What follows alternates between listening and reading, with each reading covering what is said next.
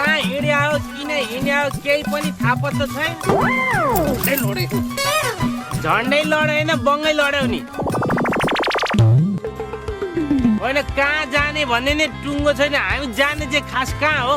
मेरो छोरी बिहे गर्ने भएपछि तोक्मे बुढाको छोरी बिहे गर्ने भएपछि तोक्मे बुढाको यो मूलघर हेर्नु परेन तराईको।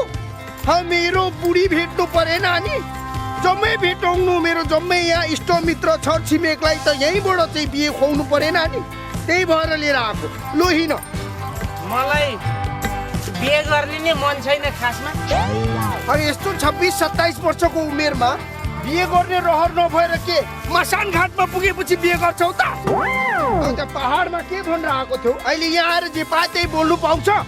त्यसो भनेर चाहिँ हुँदैन नि फेरि म भन्दै।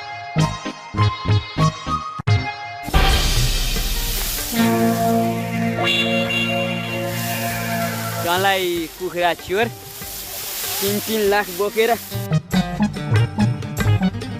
मोबाइल कता गयो?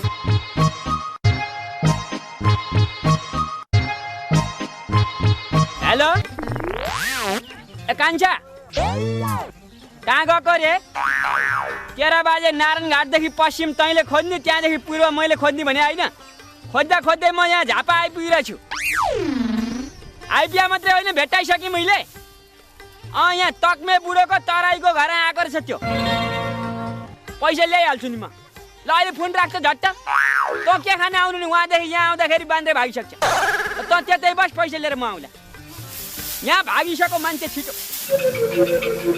अहिले हामी जति हिँडेर आयौँ त्यो जम्मै मैले 1921 मा कमाएको पैसाले किनेको जमिन हो। जम्मै मेरै हो, आफ्नै हो, स्वयं हो, खुदको हो। कुरो बुझ्दैछौ? लो आऊ।